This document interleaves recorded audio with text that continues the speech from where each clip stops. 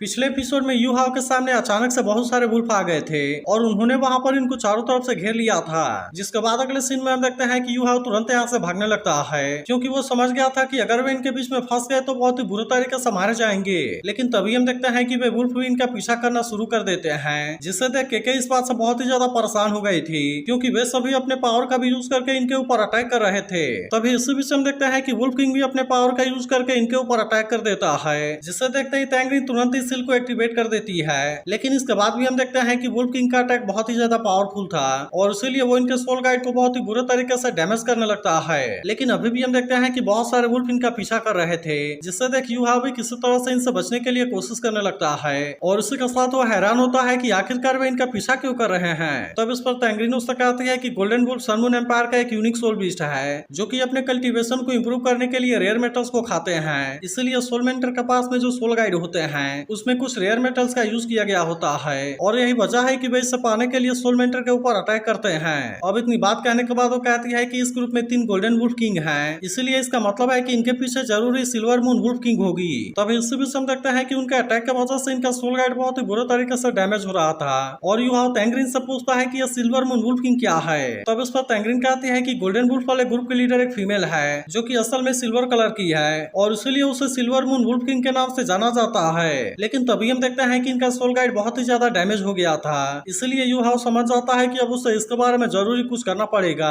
जिसके बाद वो तैंगरिन से कहता है कि अब इसे कंट्रोल करने की जिम्मेदारी तुम्हारे ऊपर है क्योंकि मैं किसी तरह से इनको अपने पीछे लेकर यहाँ से जाने वाला हूँ और इसलिए मैं चाहता हूँ कि तुम मौका मिलते ही तुरंत यहाँ से निकल जाना। लेकिन इसके बारे में सुनते ही तैंगरिन उससे कहती है कि क्या तुम पागल हो गए हो और क्या तुम सच में इनके बीच में मरना चाहते हो। लेकिन इसके बाद भी हम देखते हैं कि यू हाव इसकी कोई भी बात नहीं सुनना चाहता था क्योंकि वो नहीं चाहता कि वे दोनों भी इसके साथ में यहीं पर फंस जाएं और इसलिए इतनी बात कहने के तुरंत बाद वो यहाँ से चला जाता है। तब इस पर केके कहती है कि वो तो कुछ बार बिल्कुल भी अनोइंग नहीं है। लेकिन इसके बाद हम देखते हैं कि तैंगरिन अब तुरंत यहाँ से निकलने के लिए रेडी हो गई थी और इसीलिए वो तुरंत यहाँ से जाने लगती है। लेकिन वहीं उधर हम देखते हैं कि यू हाव वुल्फ को अपने पीछे लेकर जाने के लिए रेडी हो गया था, इसलिए वो इनके सामने मेटल का कुछ पीस गिराता है जिसके बाद कि वे सभी तुरंत ही उसका पीछा करना शुरू कर देते हैं। लेकिन तभी हम देखते हैं कि वे वुल्फ अपने पावर का यूज करके यू हाव के ऊपर अटैक करने लगते हैं, जिससे देख अब यू हाव भी इनके अटैक से बचने के लिए रेडी हो गया था। इसलिए बहुत सारे अटैक करने के बाद भी वे वुल्फ इसका कुछ नहीं कर पाते। लेकिन अभी भी हम देखते हैं कि वे अपने पावर का यूज करके इसके ऊपर अटैक करने की कोशिश कर रहे थे, इसलिए यू हाव भी इनका सामना करने के लिए रेडी हो गया था और फिर हम देखते हैं कि वो तुरंत अपने सोल कैनन का यूज करके इनको मारने लगता है। लेकिन इसके बाद भी हम देखते हैं कि वे उसका पीछा छोड़ने के लिए बिल्कुल भी रेडी नहीं होते।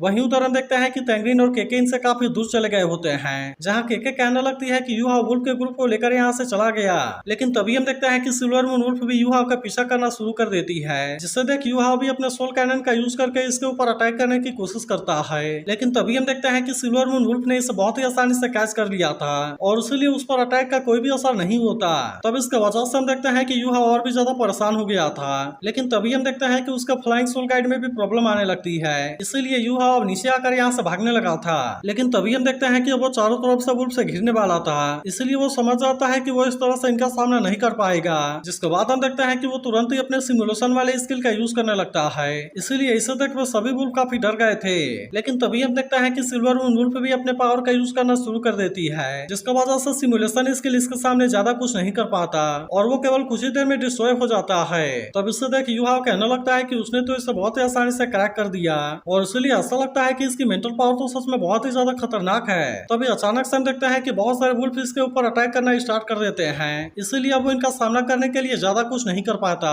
और हम देखते हैं कि वो इनके बीच में बहुत ही बुरे तरीके से फंसने वाला था। तभी हम देखते हैं कि वो टियानमेंग और बिंग से भी हेल्प मांगने लगता है, लेकिन असल में उसे उनके तरफ से कोई भी रिस्पॉन्स नहीं मिलता, इसलिए यू हाव किसी तरह से खुद को बचाने के लिए कोशिश करने लगा था और फिर हम देखते हैं कि वो अपने सोल कैनन का यूज करके एक वुल्फ को यहाँ से दूर कर देता है। लेकिन इसके बाद भी हम देखते हैं कि वे वुल्फ इसका इतना आसानी से पीछा छोड़ने वाले नहीं होते और हम देखते हैं कि वो अभी भी इसका पीछा करते हुए अटैक करने की कोशिश करने लगे थे। वहीं उधर यू हाव कहने लगता है कि अचानक से क्या हो गया और मैं अपने सोल सी को सेंस क्यों नहीं कर पा रहा। जिसके बाद हम देखते हैं कि टियानमेंग भी इस बात से काफी परेशान होता है और कहने लगता है कि सिल्वर मून वुल्फ ने तो यू हाव की स्पिरिचुअल सी को ब्लॉक कर दिया है। जिसके बाद हम देखते हैं कि बिंग भी इसके बारे में सोचकर काफी परेशान होने लगी थी क्योंकि उसने कभी भी इस तरह के एबिलिटी वाले सोल बीस्ट को नहीं देखा था। लेकिन तभी इलेक्ट्रोलक्स कहने लगता है कि इस बार यू हाव को अपने एनिमी को खुद ही हराना होगा क्योंकि उसे अपने ग्रोथ के लिए ऐसे सिचुएशन से होकर गुजरना ही पड़ेगा। जिसके बाद हम देखते हैं कि वहीं यू हाव भी अपनी जान बचाने के लिए भाग रहा था और कहने लगता है कि सिल्वर मून वुल्फ के पास में तो स्ट्रॉन्ग मेंटल पावर है जैसा कि आज तक मैंने कभी भी नहीं देखा है। तभी अचानक से हम देखते हैं कि वो वुल्फ फिर से अपने पावर का यूज करके यूहाव के ऊपर अटैक करने लगे थे।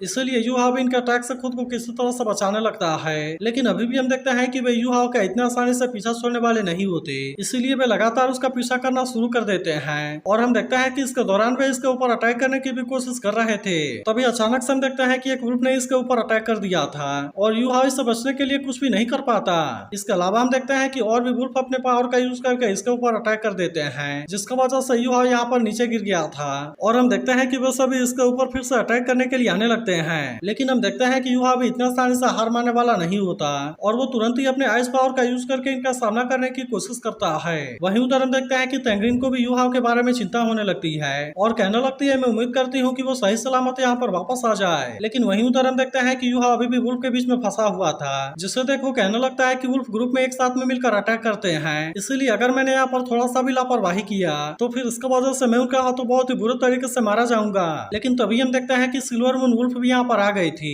और वो यूहाव के ऊपर अटैक करने के लिए पूरी तरह से रेडी हो जाती है। तब इससे देख यूहाव सोचने लगता है कि शायद मुझे सबसे पहले इसे पकड़ने का ट्राई करना चाहिए, क्योंकि हो सकता है कि उसके बाद इस तरह से वे सभी यहाँ से दूर हो जाएं। तभी अचानक से हम देखता है कि फिर से बहुत सारे वुल्फ इसके ऊपर अटैक करने के लिए आने लगे थे, इसलिए यूहाव भी अपने पावर का यूज करने के लिए रेडी हो गया था और वो तुरंत ही अपने सोल गैस का यूज करके सिल्वर मून वुल्फ के ऊपर अटैक कर देता है। लेकिन इसके बाद भी हम देखते हैं कि उसने यूहाव के पावर को बहुत ही आसानी से रोक लिया था, जिसके बाद यूहाव कहने लगता है कि डेस्टिनी आई के मिलने के बाद से सोल इम्पैक्ट बहुत ही ज्यादा बढ़ गया है, इसलिए इसके पावर 7 रिंग वाले सोल सेंट को भी डराने के लिए काफी है। इसके बाद हम देखते हैं कि यूहाव ने अपने फुल पावर के साथ में उसके ऊपर अटैक कर दिया था, लेकिन इसके वजह से हम देखते हैं कि केवल उसकी आई डैमेज हुई थी और इसीलिए वो फिर से इसके सामने खड़ा हो जाती है। तब इससे देख यूहाव कहने लगता है कि मैंने तो अपने बहुत सारे स्पेशल पावर का यूज करके इसके ऊपर अटैक किया, लेकिन इसके बाद भी यह केवल इसके आई को ही डैमेज कर पाया। तभी हम देखते हैं कि बाकी वुल्फ भी यूहाव के ऊपर अटैक करने के लिए रेडी हो गए थे और फिर हम देखते हैं कि वे सभी एक साथ में इसके ऊपर अटैक करने के लिए आगे होते हैं। लेकिन इसके बाद भी हम देखते हैं कि यूहाव इतना आसानी से इनके सामने हार मानने वाला नहीं होता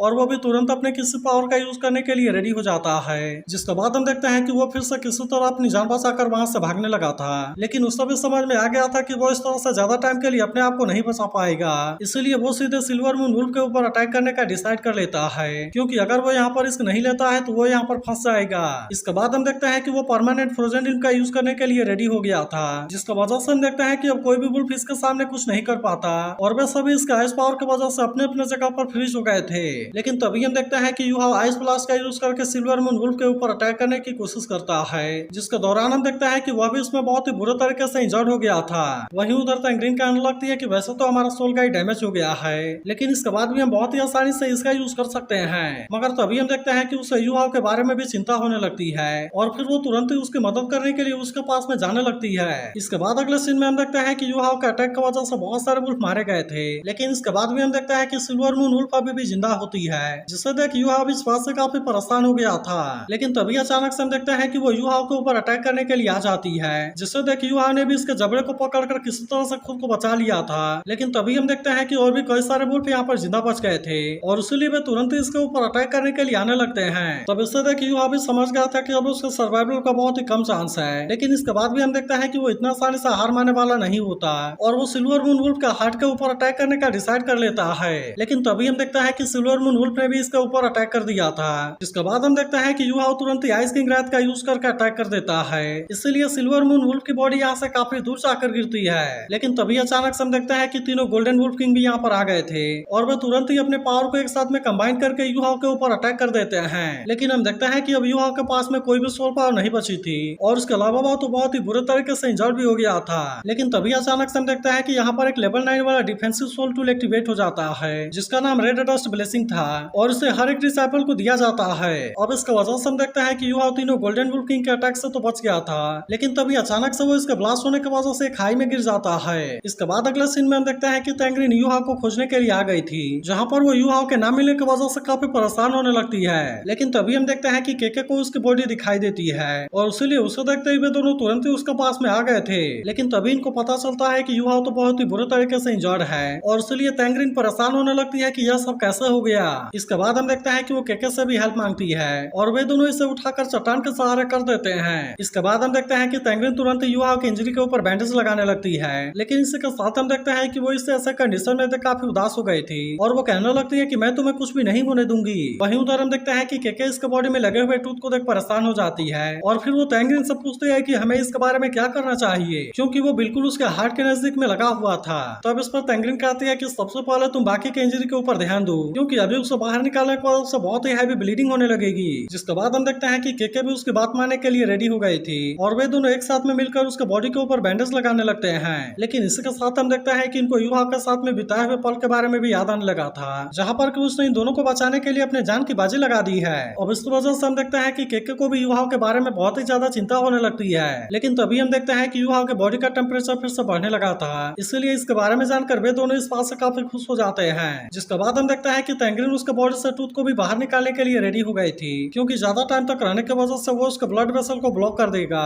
और अब इसीलिए वे दोनों इससे बाहर निकालने के लिए रेडी हो गए थे। लेकिन इसके वजह से हम देखते हैं कि युहा को बहुत ही ज्यादा दर्द हो रहा था, इसीलिए तैंग्रीन को भी इसके बारे में काफी चिंता होने लगती है और वो कहती है कि केवल तुम कुछ समय के लिए बर्दाश्त कर लो। अब इतनी बात कहने के बाद हम देखते हैं कि वो टूथ को उसके बॉडी से बाहर निकाल देती है, लेकिन होश में न होने के वजह से युहा तैंग्रीन के हाथ को काट लेता है। तभी इसके कुछ देर के बाद हम देखते हैं कि युहा की स्पिरिचुअल पावर फिर से रिकवर होने लगी थी, इसलिए वो तुरंत ही होश में आ जाता है। जिसके बाद हम देखते हैं कि तैंग्रीन और केके इस बात से काफी खुश हो गए थे और तैंग्रीन युहा से कहने लगती है कि अभी तुम यहीं पर आराम से लेटे रहो। लेकिन हम देखते हैं कि युहा इनको देख हैरान हो गया था और इसलिए वो इनसे पूछता है कि तुम यहाँ पर वापस कब आए। लेकिन इस पर केके कहती है कि अभी तुम इसके बारे में चिंता ना करो, क्योंकि ये 10,000 ईयर वाली सोल्डिंग यहाँ से गायब होने वाली है और इसलिए तुम इसे जल्दी से एब्जॉर्ब कर लो। जिसके बाद हम देखते हैं कि युहा भी तुरंत इसके लिए रेडी हो गया था और फिर हम देखते हैं कि वो तुरंत ही इसके सोल्डिंग को एब्जॉर्ब करना शुरू कर देता है। इसके बाद अगले सीन में हम देखते हैं कि वे तीनों एकेडमी में वापस आ गए थे, जहाँ पर केके उससे कहती है कि तुम्हारी इंजरी तो बहुत ही जल्दी हील हो गई। लेकिन तभी अचानक से हम देखते हैं कि बहुत सारे सोल्जर ने आकर युहा को चारों तरफ से घेर लिया था, जिससे देख तैंग्रीन कहने लगती है कि वे तो रॉयल पी के टीम वाले हैं। तभी वे कहने लगते हैं कि तुमने रॉयल फैमिली के मेंबर को इंजर्ड करने की कोशिश की है, इसीलिए अब तुम्हें इन्वेस्टिगेशन के लिए हमारे साथ में चलना होगा।